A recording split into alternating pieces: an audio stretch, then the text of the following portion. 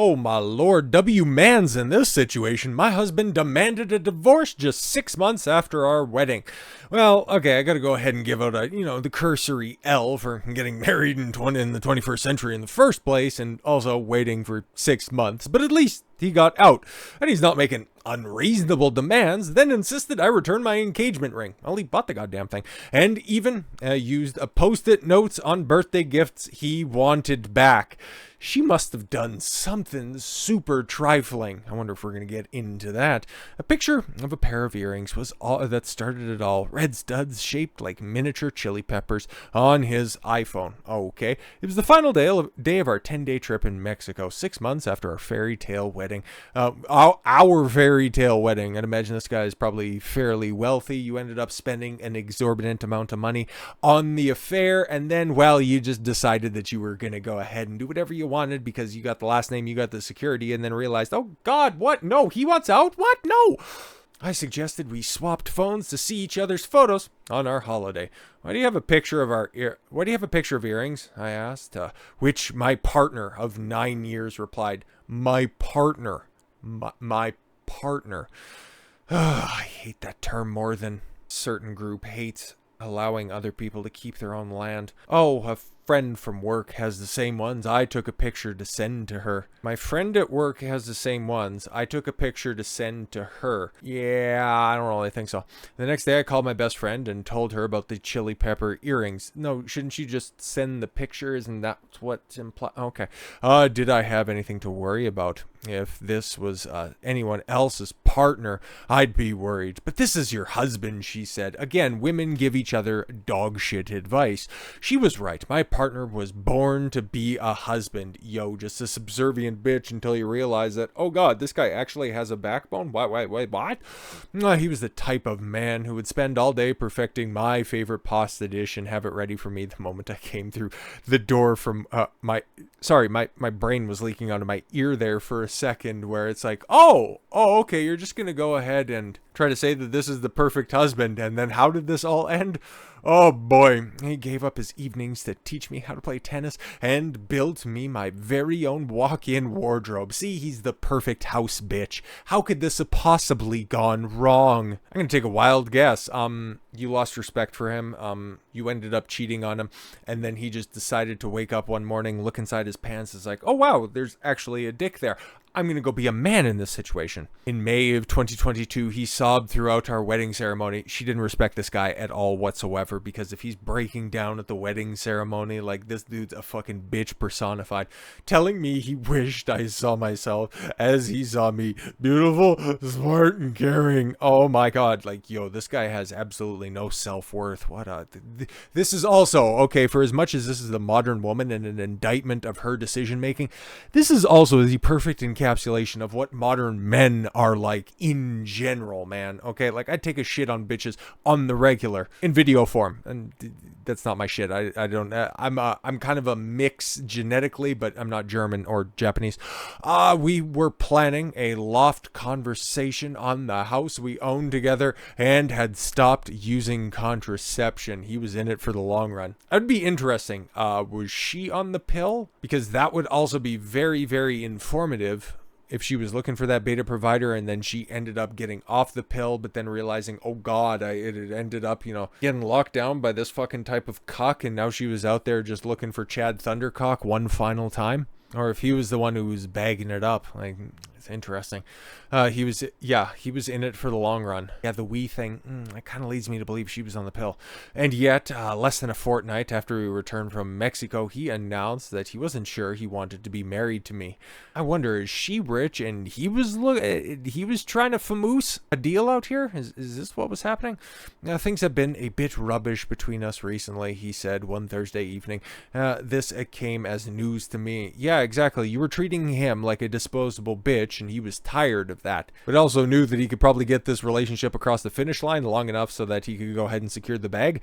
W. Mans thought of the earrings and responded, "You're gonna call me crazy, but is there someone else?" He stayed silent, no denial. I could feel my legs shaking. I was dizzy and lightheaded. Yep, exactly. You're going to go ahead and take him for granted? Well, guess what? He's just going to go ahead and he's going to act like a fucking man in this situation. My heart was thumping so hard, I was afraid it would explode out of my ribcage. I ran to the toilet and vomited. Oh my god, things that never happened for 500, Alex. I'm really sorry. Nothing has happened, he assured me. For sure. It was a good 15 seconds. I convinced myself that this was a hyper-realistic nightmare. It was the only way this situation could be feasible. I thought our wedding and a series of phone calls from family and friends afterwards telling us that it was the most beautiful, heartfelt ceremony they'd ever witnessed. Oh my god. Also, just insight that women don't necessarily want to be married. They just want the wedding. Case in fucking point. You look at, oh my god, you serious? Anybody else see what I see in the background? Yeah, I'm not surprised at all somebody was being sneaky about his intentions.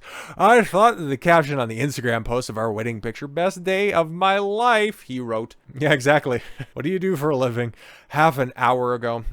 My future was certain. My husband, dog, house in the suburbs, and hopefully 2 children.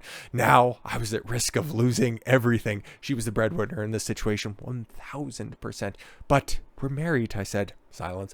I asked if it was a friend from work with the chili pepper earrings. Again, no answer. And then a sheepish nod. After a while, he mumbled that he'd recently been plagued by thoughts about how dull our life was. Like, this goes for RP-aware guys as much as blue-pilled simps. Guys don't end relationships. 80% of the time it's women who initiate, especially the divorces, normally citing fiduciary discrepancies. But for him to cite mundanity, I'd also think that he's probably lying in so much that you're kind of an insufferable masculine bitch that just works far too much, takes on the masculine role, which, him tacitly allowing her to do, ends up with this discombobulated situation. So yeah, just another clear-cut piece of evidence that, yeah, these types of modern relationships that you can go ahead and have a house husband doesn't end up boring out in the long term. He assured me again that nothing had happened with her, but the situation had left him asking himself, is this it? Sure looks that way. And there's a dubious amount of pictures of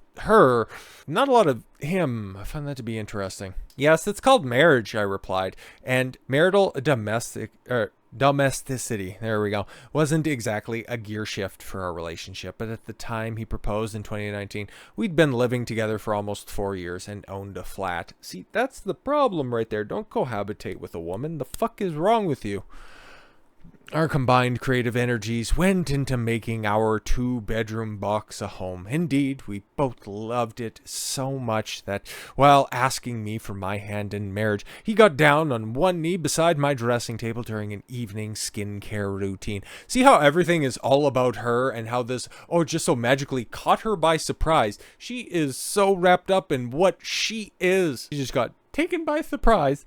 We love our home together, so where better to ask you than here, he said. We loved nothing more than putting together over-the-top dinner parties for anyone who was interested and bulk buying cleaning products. Sorry, what? And it wasn't just our life together. We had an emotional connection that's always believed would be that would stand the test of time. I'm of 2 minds that this guy's either a master famouser or this chick is just so wrapped up in her own mind that she saw that this subservient bitch-made dude would somehow just become the man of her dreams. Starting to lean a little bit towards the latter. He supported me through my eating disorder I suffered in my 20s. Okay, I often felt we were a hive mind. That's another big problem, okay? If he's on your wavelength and you're very much a woman and he's on that same level, either he's selling you the dream, but he also went through with a marriage, so it doesn't really make a whole hell of a lot of sense. Sharing the same attitudes on most hot-button issues, namely our friend's choice of romantic partner. Sorry, what? Spend Sunday afternoons together, happily nattering away while out walking or cuddled up on the sofa. Had he been living a lie? Yeah, it kind of seems that way. After an hour of crying, he apologized. He was confused. He wanted us to do therapy. But he loved me and wanted to be my husband. We hugged. I cried a bit more. And that night lay awake, staring at the light. I don't really care about the rest of that shit. Just go ahead and, fucking fast forward to the part where he's like, I want this back. I want this back. I want this back. And I want that back. And I really want my ring back. He proceeded to dissect our relationship as he saw at the times I'd wronged him. Denied him attention. There it is. My unrelating obsession obsession with work, there it is, and the spark we'd lost. Yeah, thinking that he could go ahead and, I would be an excellent house husband, and the fact that she, yeah, now I can see what's going on here at the same time, but her just also sitting as spread-legged as that, she became the man that she wanted to marry. Oopsie daisy. He decided he didn't want to try to make a go for it. For him, it was over. I asked if he was really prepared to throw our life away. He's like, our life? Your life. I don't really care.